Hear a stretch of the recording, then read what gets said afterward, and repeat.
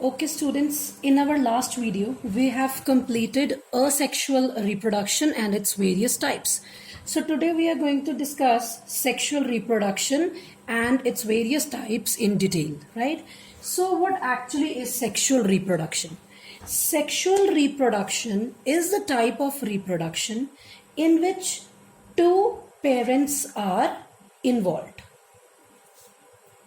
Means ਇਹ ਉਹ reproduction ਹੈ ਜਿਹਦੇ ਵਿੱਚ ਦੋ ਪੇਰੈਂਟਸ ਇਨਵੋਲਵਡ ਹੁੰਦੇ ਨੇ that is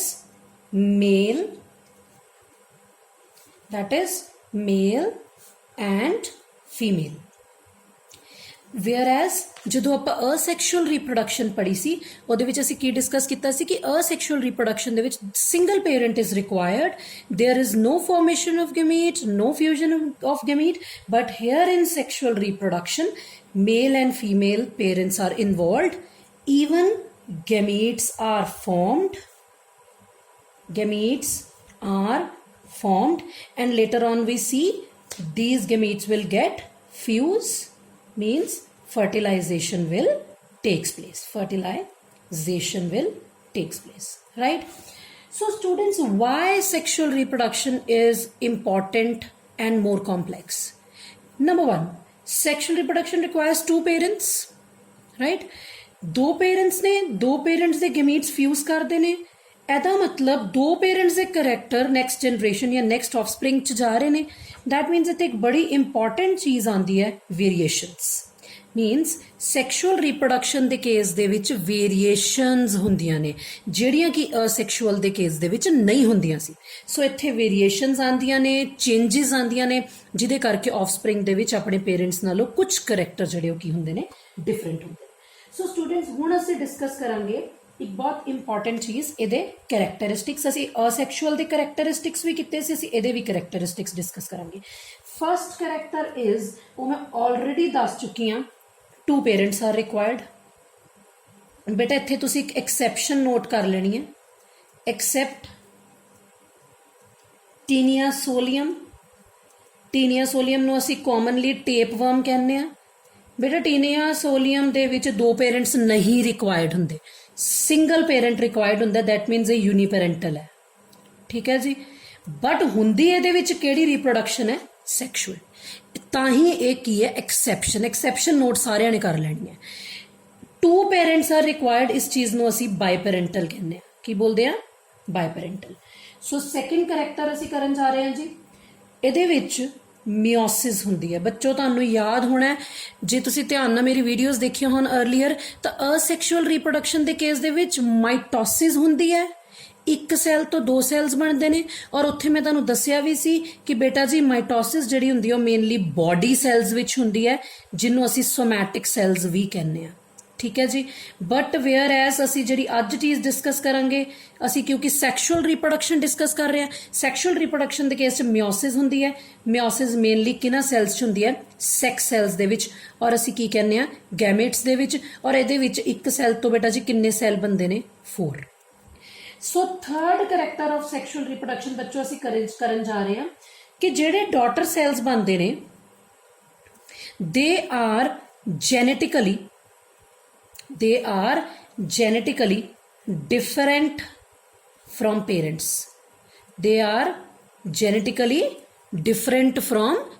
Genetically ਕੀ ਹੁੰਦੇ ਨੇ? ਪੇਰੈਂਟਸ ਤੋਂ ਅਲੱਗ ਹੁੰਦੇ ਨੇ, ਕਿਉਂਕਿ ਦੋ ਪੇਰੈਂਟਸ ਇਨਵੋਲਵ ਨੇ, ਇਸ ਕਰਕੇ ਵੇਰੀਏਸ਼ਨ ਚੇਂਜਸ ਜਿਹੜੀਆਂ ਆਉਣੀਆਂ ਹੀ ਆਉਣੀਆਂ ਨੇ.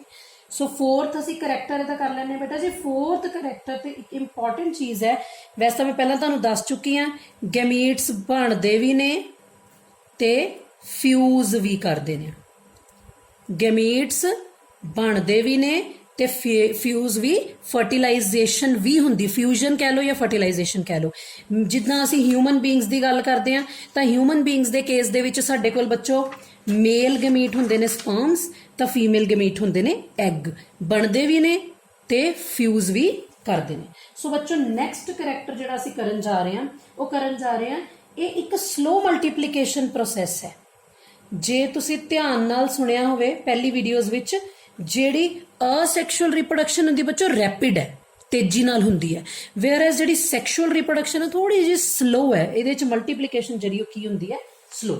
ਸੋ ਨੈਕਸਟ ਜਿਹੜਾ ਪੁਆਇੰਟ ਹੈ ਇਹਦੇ ਵਿੱਚ ਇੱਕ ਇੰਪੋਰਟੈਂਟ ਚੀਜ਼ ਹੈ ਕਿ ਮੇਨਲੀ ਜਿਹੜੀ ਸੈਕਸ਼ੂਅਲ ਰੀਪਰੋਡਕਸ਼ਨ ਹੈ ਉਹ ਤੁਹਾਨੂੰ ਹਾਇਰ ਪਲਾਂਟਸ ਐਂਡ ਐਨੀਮਲਸ ਦੇ ਵਿੱਚ ਮਿਲੇਗੀ। ਲੋਅਰ ਕਲਾਸਿਸ ਦੇ ਲੋਅਰ ਜਿਹੜੇ ਅਸੀਂ ਪਲਾਂਟਸ ਉਹਨਾਂ 'ਚ ਅਸੀਂ ਪੜ੍ਹ ਚੁੱਕੇ ਹਾਂ ਕਿ ਅਸੈਕਸ਼ੂਅਲ ਰੀਪਰੋਡਕਸ਼ਨ ਹੁੰਦੀ ਹੈ, ਵੇਅਰ ਐਜ਼ ਜਿਹੜੇ ਹਾਇਰ ਪਲਾਂਟਸ ਤੇ ਐਨੀਮਲਸ ਨੇ ਉਹਨਾਂ 'ਚ ਕੀ ਹੁੰਦੀ ਹੈ, ਸੈਕਸ਼ੂਅਲ ਰੀਪਰੋਡਕਸ਼ਨ। ਔਰ ਕੁਝ ਪ੍ਰੋਟਿਸਟਸ ਵੀ ਤੁਸੀਂ ਕਹਿ ਲਓ, ਸਮ ਪ੍ਰੋਟਿਸਟ ਦੇ ਵਿੱਚ ਵੀ ਕਿਹੜੀ ਰੀਪਰੋਡਕਸ਼ਨ ਹੁੰਦੀ, ਸੈਕਸ਼ੂਅਲ ਰੀਪਰੋਡਕਸ਼ਨ। ਫੋਰ ਐਗਜ਼ਾਮਪਲ ਮੈਂ ਦੇ ਦਿੰਦੀ ਇੱਥੇ ਪੈਰਾਮੀਸ਼ੀਅਮ ਹੈ, ਇਹਦੇ ਵਿੱਚ ਤੁਸੀਂ ਕਹੋਗੇ ਮੈਮ ਨੇ ਅਸੈਕਸ਼ੂਅਲ ਕੇਸ ਦੇ ਵਿੱਚ ਵੀ ਪੈਰਾਮੀਸ਼ੀਅਮ ਦੀ ਐਗਜ਼ਾਮਪਲ ਦੱਸੀ ਸੀ। ਜੇ ਤੁਸੀਂ ਧਿਆਨ ਨਾਲ ਸੁਣਿਆ ਹੋਵੇ, ਅਸੀਂ ਬਾਈਨਰੀ ਫਿਸ਼ਨ ਦੇ ਵਿੱਚ ਪੈਰਾਮੀਸ਼ੀਅਮ ਦੀ ਐਗਜ਼ਾਮਪਲ ਕੀਤੀ ਸੀ, ਬਟ ਪੈਰਾਮੀਸ਼ੀਅਮ ਦੇ ਕੇਸ ਦੇ ਵਿੱਚ ਬੱਚੋ ਸੈਕਸ਼ੂਅਲ ਰੀਪਰੋਡਕਸ਼ਨ ਵੀ ਹੁੰਦੀ ਹੈ। ਸੋ ਪੈਰਾਮੀਸ਼ੀਅਮ ਇੱਕ ਇਹਦੀ ਐਗਜ਼ਾਮਪਲ ਯਾਦ ਕਰ ਲਓ। ਇੱਕ ਤੁਸੀਂ ਐਗਜ਼ਾਮਪਲ ਇਹਦੀ ਪਲਾਜ਼ਮੋਡੀਅਮ ਕਰ ਲਓ ਬੱਚੋ ਜੀ। ਪਲਾਜ਼ਮੋਡੀਅਮ ਜਿਹੜਾ ਹੁੰਦਾ ਹੈ ਉਹ ਮਲੇਰੀਆ ਦਾ ਪੈਰਾਸਾਈਟ ਹੁੰਦਾ, ਤੁਸੀਂ ਸਾਰਿਆਂ ਨੇ ਸੁਣਿਆ ਹੋਇਆ ਹੈ, ਮਲੇਰੀਅਲ ਪੈਰਾਸਾਈਟ ਜਿਹੜਾ ਮਲੇਰੀਆ ਕਾਜ਼ ਕਰਦਾ, ਠੀਕ ਹੈ ਜੀ। ਸੋ ਇਹ ਸੀਗੇ ਸੈਕਸ਼ੂਅਲ ਰੀਪਰੋਡਕਸ਼ਨ ਦੇ ਕਰੈਕਟਰਿਸਟਿਕਸ। ਨੈਕਸਟ ਜਿਹੜਾ ਅਸੀਂ ਟੌਪਿਕ ਕਰਨ ਜਾ ਰਹੇ ਹਾਂ ਉਹ ਹੈ phases in life of N organism. ਇੱਕ ਆਰਗੇਨਿਜ਼ਮ ਦੀ ਲਾਈਫ ਦੇ ਵਿੱਚ ਕਿਹੜੇ ਕਿਹੜੇ ਫੇਜ਼ਸ ਚੱਲਦੇ ਨੇ? 3 ਫੇਜ਼ ਹੁੰਦੇ ਨੇ ਬੱਚੋ ਸਾਡੀ ਲਾਈਫ 'ਚ। ਸਭ ਤੋਂ ਪਹਿਲਾ ਫੇਜ਼ ਹੈ ਜੁਵੇਨਾਈਲ ਔਰ ਵੈਜੀਟੇਟਿਵ ਫੇਜ਼। ਕਿਹੜਾ ਫੇਜ਼ ਹੈ ਜੀ? ਜੁਵੇਨਾਈਲ ਔਰ ਵੈਜੀਟੇਟਿਵ ਫੇਜ਼। ਬੱਚੋ ਸਾਨੂੰ 2017 ਦੇ ਫਾਈਨਲ ਐਗਜ਼ਾਮ ਦੇ ਵਿੱਚ ਕੁਐਸਚਨ ਆਇਆ ਸੀ। ਕਿਵੇਂ ਆਇਆ ਸੀ ਮੈਂ ਤੁਹਾਨੂੰ ਹੁਣੇ ਦੱਸਦੀ ਹਾਂ, ਬਟ ਪਹਿਲਾਂ ਤੁਸੀਂ ਦੇਖੋ ਜੁਵੇਨਾਈਲ ਤੇ ਵੈਜੀਟੇਟਿਵ ਫੇਜ਼ ਕੀ ਹੁੰਦਾ। ਬੱਚੇ ਪੀਰੀਅਡ ਆਫ ਗਰੋਥ ਔਰ maturity, period of growth or maturity before an organism can reproduce sexually. Period of growth or maturity before an organism can reproduce sexually।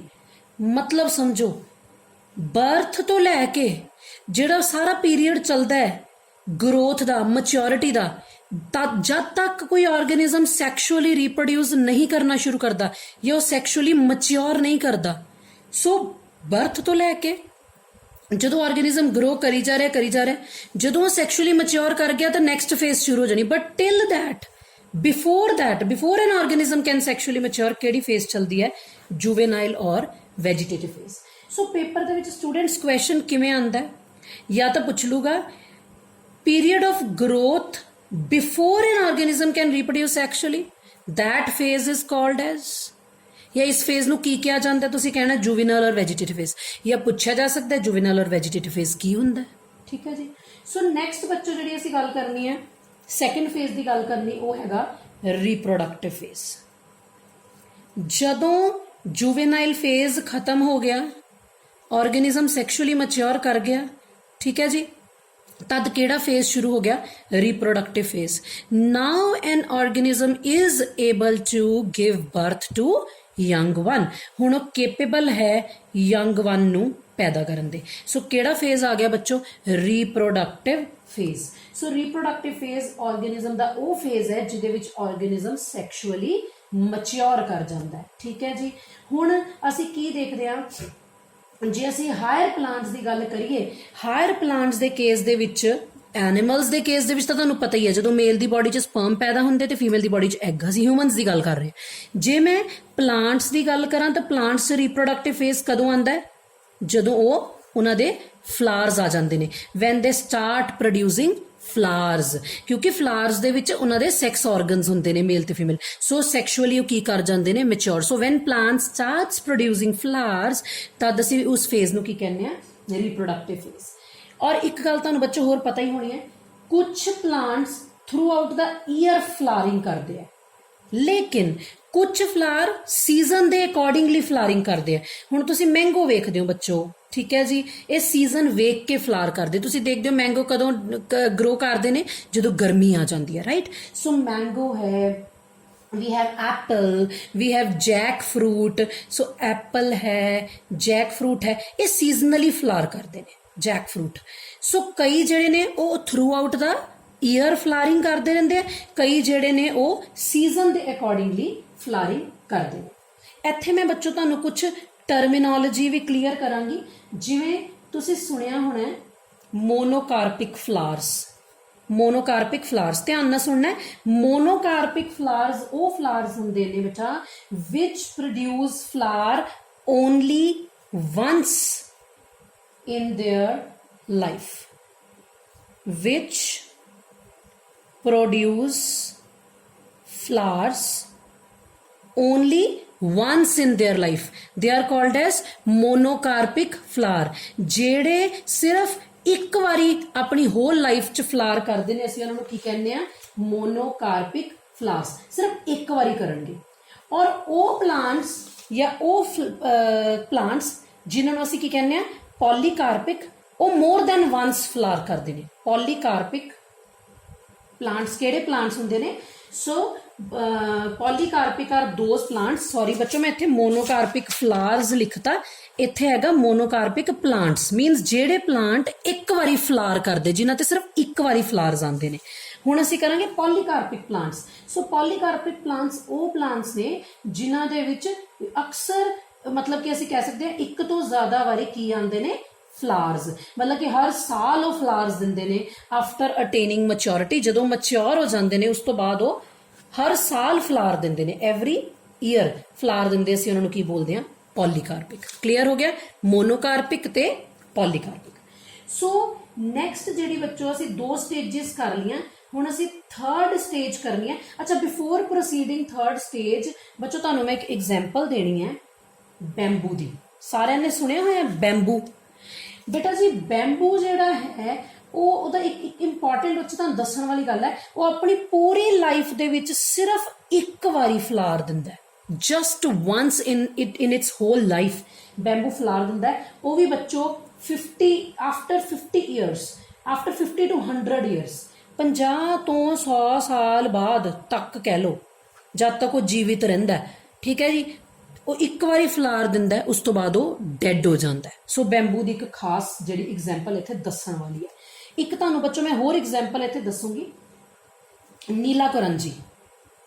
ਨੀਲਾ ਕਰੰਜੀ ਦੇ ਕੇਸ ਦੇ ਵਿੱਚ ਕੀ ਹੈ, ਇਹ ਜਿਹੜਾ ਪਲਾਂਟ ਹੈ ਬੱਚਿਓ, ਇਹ ਸਿਰਫ once in 12 years 12 ਸਾਲ ਦੇ ਵਿੱਚ ਜਾਂ 12 ਸਾਲ ਤੋਂ ਬਾਅਦ ਸਿਰਫ ਇੱਕ ਵਾਰੀ ਫਲਾਰ ਦਿੰਦਾ ਹੈ।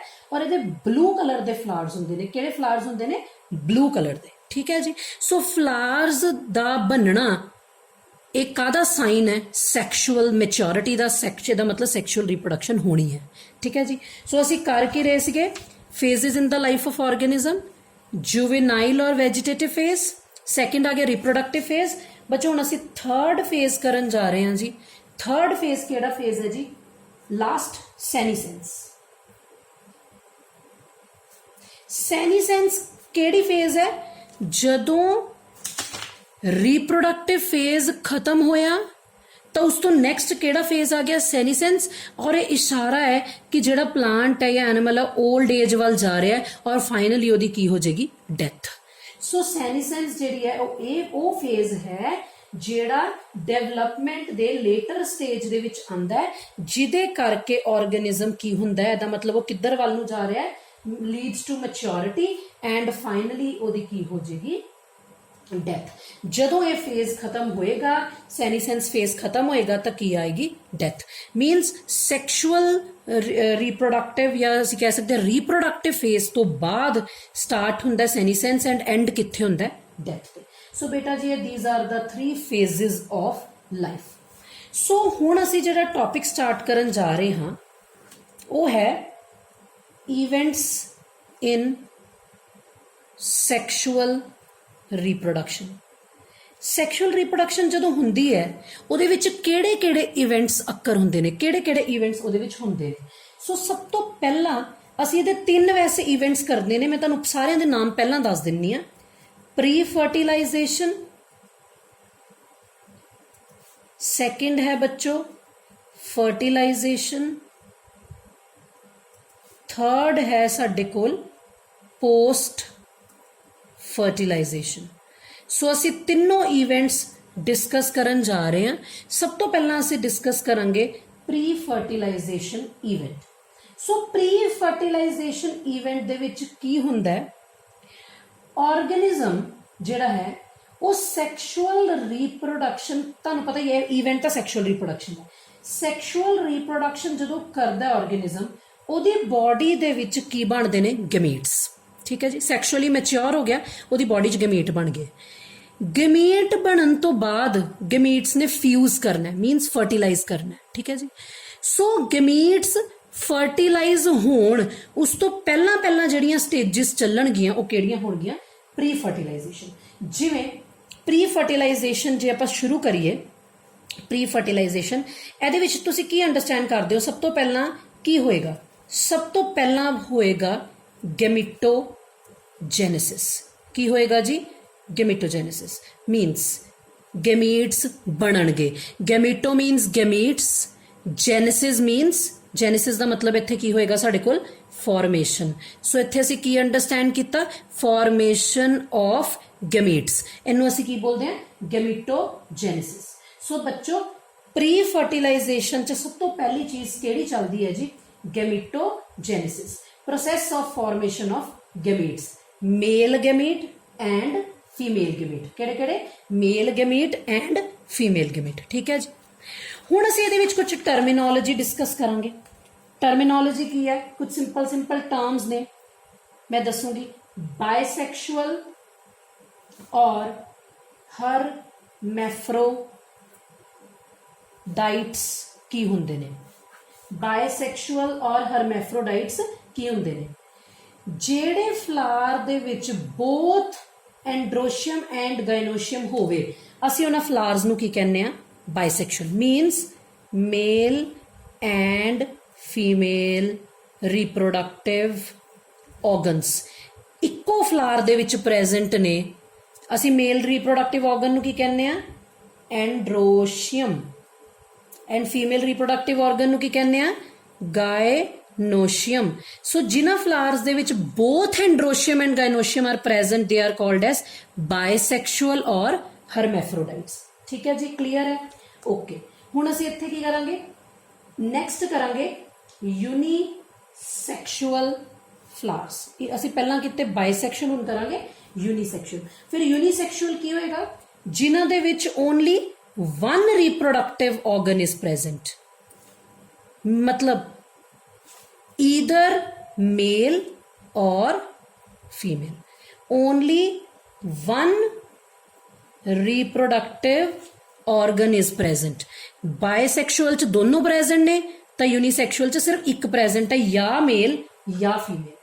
जे male part present है, किसे flower दे विच कल्ला male part present है, उस फ्लावर ਨੂੰ ਬੱਚੋ ਜੀ ਆਪਾਂ ਬੋਲਦੇ ਆ ਸਟੈਮੀਨੇਟ ਫਲਾਵਰਸ।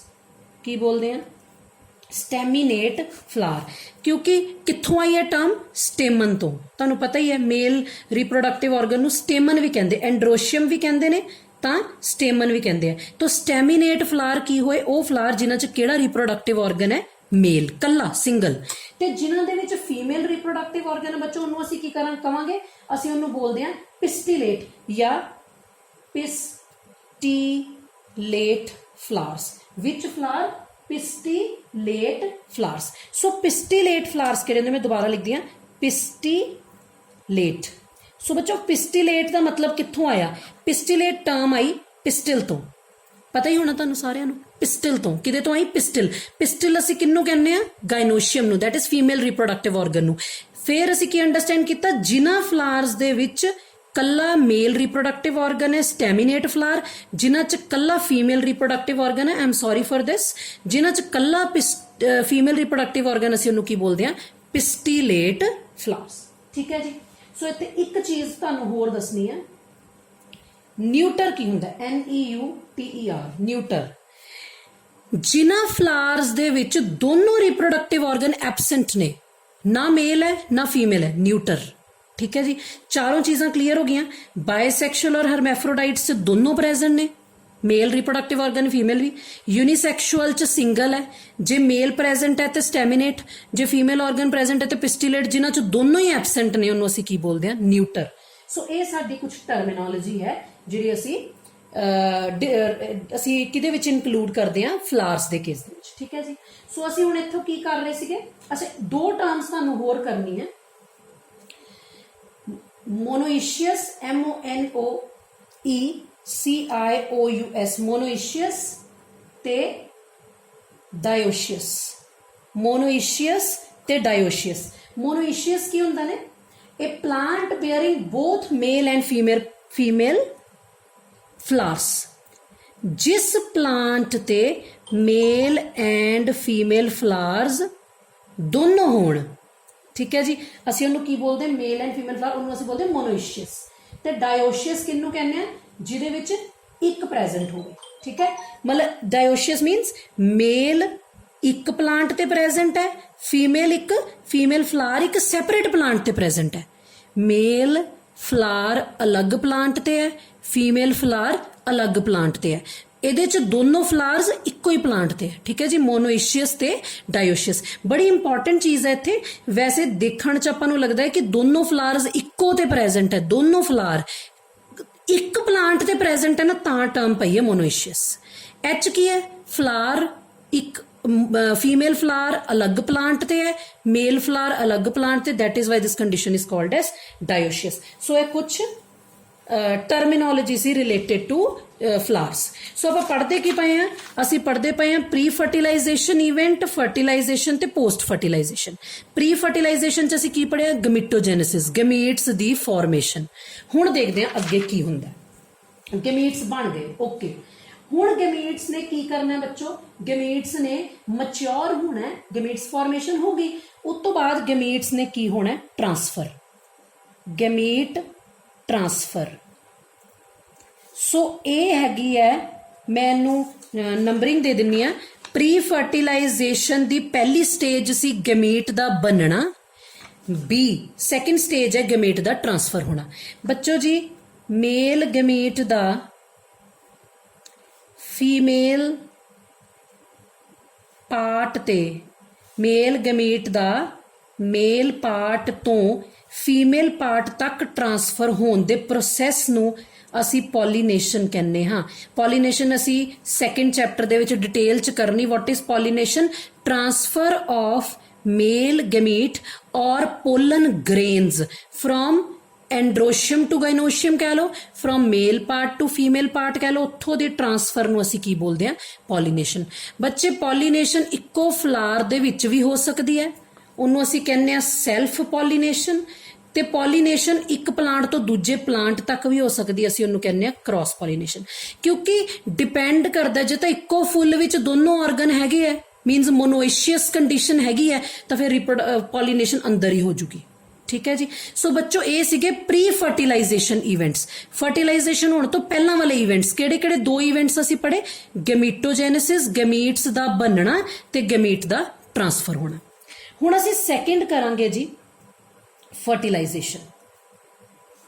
हुण होएगा कि गमीट बच्चों ट्रांसफर तो हो गए, हुण गमीट्स ने की करना है? फ्यूज करना है। सो फ्यूजन ऑफ, फ्यूजन मतलब जुड़ना, fusion of male and female gamete is called as fertilization. Male ते फीमेल गमीट दा फ्यूज करना, मेल ते फीमेल गमीट दा फ्यूज करना, जुड़ना, ਅਸੀਂ ਉਹਨੂੰ ਕੀ ਬੋਲਦੇ ਹਾਂ ਜੀ? ਫਰਟੀਲਾਈਜੇਸ਼ਨ। ਤੇ ਜਦੋਂ ਮੇਲ ਤੇ ਫੀਮੇਲ ਗਮੀਟ ਜੁੜਦੇ ਨੇ ਬੱਚੋ ਕੀ ਬਣਦਾ ਹੈ? ਜ਼ਾਈਗੋਟ।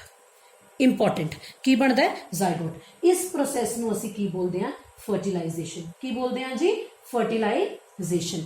ਬੱਚੋ ਫਰਟੀਲਾਈਜੇਸ਼ਨ ਜਿਹੜੀ ਹੈ ਉਹ ਫਰਟੀਲਾਈਜੇਸ਼ਨ ਦੀ ਮੈਂ ਡਿਸਕਸ ਕਰਨ ਜਾ ਰਹੀ ਹਾਂ, ਉਹ ਐਕਸਟਰਨਲ ਵੀ ਹੋ ਸਕਦੀ ਹੈ, ਬਾਹਰ ਵੀ ਹੋ ਸਕਦੀ ਹੈ, ਤੇ ਇੰਟਰਨਲ ਵੀ ਹੋ ਸਕਦੀ। ਇੰਟਰਨਲ ਮੀਨਸ ਫੀਮੇਲ ਦੀ ਬੋਡੀ ਦੇ ਅੰਦਰ। ਉਹ ਅਸੀਂ ਲੇਟਰ ਔਨ ਜ਼ਿਆਦਾ ਡਿਟੇਲ 'ਚ ਡਿਸਕਸ ਕਰਾਂਗੇ, ਪਰ ਅਸੀਂ ਇੱਥੇ ਇੰਨਾ ਹੀ ਦੱਸਦੇ ਹਾਂ ਕਿ ਫਰਟੀਲਾਈਜੇਸ਼ਨ ਜਿਹੜੀ ਉਹ ਬਾਹਰ ਵੀ ਹੋ ਸਕਦੀ ਹੈ ਤੇ ਫੀਮੇਲ ਦੀ ਬੋਡੀ ਦੇ ਅੰਦਰ ਵੀ ਹੋ ਸਕਦੀ ਹੈ। ਸੋ ਉਸ ਤੋਂ ਬਾਅਦ ਅਸੀਂ ਇੱਥੇ ਕੁਝ 2-3 ਟਰਮਸ ਫਟਾਫਟ ਡਿਸਕਸ ਕਰ ਲੈਂਦੇ ਹਾਂ। ਸੋ ਬੱਚੋ ਇੱਥੇ ਇੱਕ ਟਰਮ ਅਸੀਂ ਡਿਸਕਸ ਕਰਨ ਜਾ ਰਹੇ ਹਾਂ ਜੀ, ਆਈਸੋਗੈਮੀ, ਐਨਆਈਸੋਗੈਮੀ ਤੇ ਹੋਲੋਗੈਮੀ। ਇੱਕ ਅਸੀਂ ਟਰਮ ਇੱਥੇ ਉਹ ਡਿਸਕਸ ਕਰਾਂਗੇ ਸਿਨਗੈਮੀ। ਚਾਰ ਚੀਜ਼ਾਂ ਅਸੀਂ ਫਰਟੀਲਾਈਜੇਸ਼ਨ ਦੇ ਕੇਸ 'ਚ ਡਿਸਕਸ ਕਰਦੇ ਹਾਂ। ਸਿਨਗੈਮੀ ਕੀ ਹੈ? ਸਭ ਤੋਂ ਪਹਿਲਾਂ ਬੱਚੋ ਸਿਨਗੈਮੀ ਕੁਛ ਨਹੀਂ, ਫਰਟੀਲਾਈਜੇਸ਼ਨ ਦਾ ਹੀ ਦੂਜਾ ਨਾਮ ਹੈ, ਅਸੀਂ ਇਹ ਕਹਿ ਸਕਦੇ ਹਾਂ। ਸੋ ਵਾਟ ਇਜ਼ ਸਿਨਗੈਮੀ? ਸਿਨਗੈਮੀ ਮੀਨਸ ਮੇਲ ਤੇ ਫੀਮੇਲ ਗੈਮੀਟ ਦਾ ਜੁੜਨਾ, ਮੇਲ ਤੇ ਫੀਮੇਲ ਗੈਮੀਟ ਦਾ ਜੁੜਨਾ ਤੇ ਕੀ ਬਣਾਉਣਾ? ਜ਼ਾਈਗੋਟ। ਇਹਨੂੰ ਅਸੀਂ ਕੀ ਬੋਲਦੇ ਹਾਂ? ਸਿਨਗੈਮੀ। ਠੀਕ ਹੈ ਜੀ। ਹੁਣ ਫਰਦਰ ਅਸੀਂ ਸਿਨਗੈਮੀ ਦੀਆਂ ਹੀ ਕੁਝ ਟਾਈਪਸ ਕਰ ਰਹੇ ਹਾਂ। These are the types of syngamy. ਕਿਹਦੀਆਂ ਟਾਈਪਸ ਅਸੀਂ ਕਰਨ ਜਾ ਰਹੇ ਹਾਂ ਜੀ? ਸਿਨਗੈਮੀ ਦੀਆਂ ਹੀ ਟਾਈਪਸ ਅਸੀਂ ਕਰਨ ਜਾ ਰਹੇ ਹਾਂ। ਆਈਸੋਗੈਮੀ, ਐਨਆਈਸੋਗੈਮੀ ਤੇ ਹੋਲੋਗੈਮੀ। ਸਭ ਤੋਂ ਪਹਿਲਾਂ ਜਿਹੜੀ ਅਸੀਂ ਟਾਈਪ ਹੈ ਆਈਸੋਗੈਮੀ ਉਹ ਕਰਦੇ ਹਾਂ। What is isogamy? ਸੁਣੋ ਧਿਆਨ ਦੇ ਨਾਲ। ਆਈਸੋ ਦਾ ਮਤਲਬ ਹੁੰਦਾ ਹੈ ਸੇਮ। ਆਈਸੋ ਦਾ ਮਤਲਬ ਕੀ ਹੁੰਦਾ ਹੈ? Same. So what actually is isogamy? When two fusing gametes are morphologically and physiologically similar, ਜਿਹੜੇ ਦੋ gametes ਨੇ male ਤੇ female gametes, they are morphologically means external appearance ਤੇ physiologically means ਉਹਦੀ ਜਿਹੜੀ physiology ਹੈ, ਉਹਦੇ ਅੰਦਰ systems ਜਿਹੜੇ ਨੇ physiologically similar। ਆਈਸੋ ਮੀਨ ਸੇਮ। ਜਦੋਂ ਮੇਲ ਤੇ ਫੀਮੇਲ ਗੈਮੀਟਸ ਮੋਰਫੋਲੋਜੀਕਲੀ ਤੇ ਫਿਜ਼ੀਓਲੋਜੀਕਲੀ ਇੱਕੋ ਜਿਹੇ ਹੋਣਗੇ ਅਸੀਂ ਉਹਨੂੰ ਕੀ ਬੋਲਾਂਗੇ? ਆਈਸੋਗੈਮੀ। ਸੈਕੰਡ ਟਰਮ ਕਿਹੜੀ ਹੈ ਜੀ? ਐਨਆਈਸੋਗੈਮੀ। ਐਨਆਈਸੋਗੈਮੀ ਦੇ ਕੇਸ ਦੇ ਵਿੱਚ ਕੀ ਹੈ ਸਾਡੇ ਕੋਲ? when two fusing gametes are morphologically and physiologically different, when male and female gametes are morphologically and physiologically different, then it is called as anisogamy। ਅੱਗੇ ਲੱਗ ਗਿਆ ਨਾ, ਐਨ ਲੱਗ ਗਿਆ, anisogamy। ਇੱਕ ਅਸੀਂ ਟਰਮ ਕੀਤੀ ਸੀ ਹੋਲੋਗੈਮੀ। ਥਰਡ ਹੋਲੋਗੈਮੀ ਸਾਡੇ ਕੋਲ ਕੀ ਹੈ?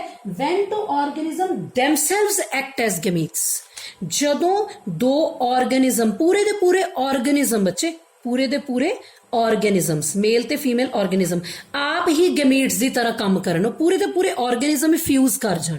ਸੋ ਉਹ ਵਾਲੀ ਸਿਨਗੈਮੀ ਨੂੰ ਅਸੀਂ ਕੀ ਬੋਲਦੇ ਹਾਂ? ਹੋਲੋਗੈਮੀ। ਸੋ ਅਸੀਂ ਤਿੰਨ ਤਰ੍ਹਾਂ ਦੀ ਸਿਨਗੈਮੀ ਪੜ੍ਹੀ ਹੈ ਬੱਚੋ, ਆਈਸੋਗੈਮੀ, ਐਨਆਈਸੋਗੈਮੀ ਤੇ ਹੋਲੋਗੈਮੀ। ਪੜ੍ਹਦੇ ਕੀ ਪਏ ਹਾਂ ਅਸੀਂ? ਫਰਟੀਲਾਈਜੇਸ਼ਨ ਕਿਵੇਂ ਹੁੰਦੀ ਹੈ। ਸੋ ਅਸੀਂ ਬੇਟਾ ਦੋ ਸਟੇਜਿਸ ਇੱਥੇ ਕਵਰ ਕਰ ਲਈਆਂ ਹੁਣ ਤੱਕ, ਇਵੈਂਟਸ ਇਨ ਸੈਕਸ਼ੂਅਲ ਰਿਪਰੋਡਕਸ਼ਨ ਦੀਆਂ, ਪ੍ਰੀ ਫਰਟੀਲਾਈਜੇਸ਼ਨ ਤੇ ਫਰਟੀਲਾਈਜੇਸ਼ਨ। ਹੁਣ ਅਸੀਂ ਲਾਸਟ ਵਿੱਚ ਕਿਹੜੀ ਟਰਮ ਕਰਾਂਗੇ ਜੀ? Post fertilisation. ਲਾਸਟ ਕਿਹੜੀ ਟਰਮ ਕਰਨ ਜਾ ਰਹੇ ਹਾਂ ਅਸੀਂ? Post fertilisation. ਮੀਨਸ ਹੁਣ ਫਰਟੀਲਾਈਜੇਸ਼ਨ ਹੋ ਗਈ, ਜ਼ਾਈਗੋਟ ਬਣ ਗਿਆ, ਉਸ ਤੋਂ ਬਾਅਦ ਜ਼ਾਈਗੋਟ ਦਾ ਕੀ ਹੁੰਦਾ ਹੈ? ਸੋ ਇਹਦੇ ਵਿੱਚ ਬੱਚੋ ਕੀ ਹੁੰਦਾ ਹੈ? ਜਦੋਂ ਜ਼ਾਈਗੋਟ ਫਾਰਮ ਹੋ ਜਾਂਦਾ ਹੈ, ਜ਼ਾਈਗੋਟ ਦੀ ਫਰਦਰ ਡਿਵੈਲਪਮੈਂਟ ਹੁੰਦੀ ਹੈ। ਜਿਹੜਾ ਜ਼ਾਈਗੋਟ ਹੈ ਉਹ ਇੱਕ ਤਰ੍ਹਾਂ ਦਾ ਲਿੰਕ ਹੈ ਦੋ ਆਰਗੇਨਿਜ਼ਮਸ ਦੇ ਵਿੱਚ, ਮੇਲ ਤੇ ਫੀਮੇਲ ਦਾ ਇੱਕ ਲਿੰਕ ਹੈ, ਉਹਦੀ ਫਰਦਰ ਡਿਵੈਲਪਮੈਂਟ ਹੁੰਦੀ ਹੈ। ਜ਼ਾਈਗੋਟ ਦੀ ਫਰਦਰ ਕਲੀਵੇਜ ਹੁੰਦੀ ਹੈ। ਕਲੀਵੇਜ ਮੀਨਸ ਕਿਸੇ ਚੀਜ਼ ਨੂੰ ਦਾ ਕੱਟਿਆ ਜਾਣਾ, ਟੁੱਟਣਾ। ਸੋ ਜ਼ਾਈਗੋਟ ਦੀ ਫਰਦਰ ਕੀ ਹੁੰਦੀ ਹੈ ਬੱਚੋ? ਕਲੀਵੇਜ। ਤਾਂ ਜਦੋਂ ਕਲੀਵੇਜ ਹੁੰਦੀ ਹੈ ਤਾਂ ਕੀ ਬਣਦਾ ਸਾਡੇ ਕੋਲ? ਐਮਬਰੀਓ। ਕੀ ਬਣਦਾ ਹੈ? ਐਮਬਰੀਓ। ਦਾ ਪ੍ਰੋਸੈਸ ਆਫ ਡਿਵੈਲਪਮੈਂਟ ਆਫ ਐਮਬਰੀਓ, ਜ਼ਾਈਗੋਟ ਤੋਂ ਐਮਬਰੀਓ ਬਣਨ ਦੇ ਪ੍ਰੋਸੈਸ ਨੂੰ ਐਮਬਰੀਓਜੈਨੇਸਿਸ ਕਿਹਾ ਜਾਂਦਾ ਹੈ। ਕੀ ਕਿਹਾ ਜਾਂਦਾ ਹੈ? ਐਮਬਰੀਓਜੈਨੇਸਿਸ। ਜ਼ਾਈਗੋਟ ਤੋਂ ਐਮਬਰੀਓ ਬਣਨ ਦੇ ਪ੍ਰੋਸੈਸ ਨੂੰ ਕੀ ਕਿਹਾ ਜਾਂਦਾ ਹੈ? ਐਮਬਰੀਓਜੈਨੇਸਿਸ। ਸੋ ਫਰਦਰ ਕੀ ਹੁੰਦਾ ਫਿਰ? ਜ਼ਾਈਗੋਟ ਦੀਆਂ ਕਿੰਨੀਆਂ ਸਾਰੀਆਂ ਮਾਈਟੋਟਿਕ ਡਿਵੀਜ਼ਨਸ ਹੁੰਦੀਆਂ ਨੇ। ਕੀ ਹੁੰਦੀਆਂ ਨੇ? ਮਾਈਟੋਟਿਕ ਡਿਵੀਜ਼ਨਸ। ਤੇ ਦੋ ਚੀਜ਼ਾਂ ਹੁੰਦੀਆਂ ਨੇ ਬੱਚੇ ਜ਼ਾਈਗੋਟ ਤੋਂ ਐਮਬਰੀਓ ਬਣਨ 'ਚ। ਇੱਕ ਤਾਂ ਮਾਈਟੋਟਿਕ ਡਿਵੀਜ਼ਨ ਹੁੰਦੀ ਹੈ, ਇੱਕ ਹੁੰਦੀ ਹੈ ਬੱਚੋ ਸੈੱਲ ਡਿਫਰੈਂਸੀਏਸ਼ਨ। ਅਸੀਂ +1 'ਚ ਵੀ ਡਿਫਰੈਂਸੀਏਸ਼ਨ ਟਰਮ ਪੜ੍ਹੀ ਸੀ, ਮੈਂ ਦੁਬਾਰਾ ਦੱਸ ਦਿੰਨੀ ਆ। ਮਾਈਟੋਟਿਕ ਡਿਵੀਜ਼ਨ ਮੀਨਸ ਸੈੱਲ ਦਾ ਨੰਬਰ ਵਧਣਾ, 1 ਤੋਂ 2, 2 ਤੋਂ 4, 4 ਤੋਂ 8। ਸੈੱਲ ਡਿਫਰੈਂਸੀਏਸ਼ਨ ਮੀਨਸ ਜਦੋਂ ਸੈੱਲ ਇੱਕ ਪਰਟੀਕੂਲਰ ਫੰਕਸ਼ਨ ਅਟੇਨ ਕਰ ਲੈਂਦਾ, ਅਸੀਂ ਕੀ ਬੋਲਦੇ ਹਾਂ? ਸੈੱਲ ਕੀ ਕਰ ਗਿਆ? ਡਿਫਰੈਂਸ਼ੀਏਟ। ਸੈੱਲ ਦੀ ਕੀ ਹੋ ਗਈ? ਡਿਫਰੈਂਸੀਏਸ਼ਨ। ਸੋ ਹੌਲੀ ਹੌਲੀ ਸੈੱਲ ਦਾ ਨੰਬਰ ਵੀ ਵਧੀ ਜਾ ਰਿਹਾ ਹੈ ਕਿਉਂਕਿ ਡਿਵੀਜ਼ਨ ਹੋ ਰਹੀ ਹੈ। ਡਿਵੀਜ਼ਨ ਦੇ ਨਾਲ ਸੈੱਲ ਦਾ ਕੀ ਵੱਧਦਾ ਹੈ ਜੀ? ਨੰਬਰ। ਸੋ ਨੰਬਰ ਵੀ ਵੱਧਦਾ ਜਾ ਰਿਹਾ ਹੈ, ਸੈੱਲ ਦੀ ਡਿਫਰੈਂਸੀਏਸ਼ਨ ਵੀ ਹੋ ਰਹੀ ਹੈ। ਸੋ ਇਹ ਕਰਦੇ ਕਰਦੇ ਆਰਗੇਨਿਜ਼ਮ ਜਿਹੜਾ ਹੈ ਉਹ ਐਮਬਰੀਓ ਦੀ ਅਲੱਗ-ਅਲੱਗ ਸਟੇजेस ਆਉਂਦੀਆਂ ਤੇ ਕੀ ਬਣ ਜਾਂਦਾ, ਇੱਕ ਕੰਪਲੀਟ ਆਰਗੇਨਿਜ਼ਮ ਡਿਵੈਲਪ ਕਰ ਜਾਂਦਾ ਹੈ। ਜਦੋਂ ਇੱਕ ਕੰਪਲੀਟ ਆਰਗੇਨਿਜ਼ਮ ਬੱਚੋ ਡਿਵੈਲਪ ਕਰ ਜਾਂਦਾ ਹੈ, ਉਸ ਤੋਂ ਬਾਅਦ ਆਰਗੇਨਿਜ਼ਮ ਦਾ ਜਨਮ ਹੁੰਦਾ ਹੈ। ਸੋ ਜਨਮ ਦੋ ਤੁਹਾਨੂੰ ਪਤਾ ਹੀ ਹੈ, ਕੁਝ ਆਰਗੇਨਿਜ਼ਮ ਓਵੀਪੈਰਸ ਹੁੰਦੇ ਨੇ ਤਾਂ ਕੁਝ ਕੀ ਹੁੰਦੇ ਨੇ ਵਿਵੀਪੈਰਸ, ਕੁਝ ਕੀ ਹੁੰਦੇ ਨੇ ਵਿਵੀਪੈਰਸ। ਸੋ ਓਵੀਪੈਰਸ ਦੇ ਕੇਸ 'ਚ ਬੱਚੇ ਕੀ ਹੁੰਦਾ ਹੈ, ਆਰਗੇਨਿਜ਼ਮ ਐਗ ਲੇ ਕਰਦੇ ਆ, ਵਿਵੀਪੈਰਸ 'ਚ ਉਹ ਸਿੱਧਾ ਹੀ ਯੰਗ ਵਨ ਨੂੰ ਬਰਥ ਦਿੰਦੇ ਆ। ਜਿੱਦਾਂ ਅਸੀਂ ਵਿਵੀਪੈਰਸ ਆ ਹਿਊਮਨ ਬੀਇੰਗਸ, ਅਸੀਂ ਵੀ give birth to young one. Oviparous ਕਿਹਨੂੰ ਜਨਮ ਦਿੰਦੇ ਨੇ, ਕਿ ਕਿੱਦਾਂ ਆਰਗੇਨਿਜ਼ਮ ਨੂੰ ਜਨਮ ਦਿੰਦੇ, ਬਾਈ ਲੇਇੰਗ ਐਗਸ, ਅੰਡਾ ਦੇ ਕੇ।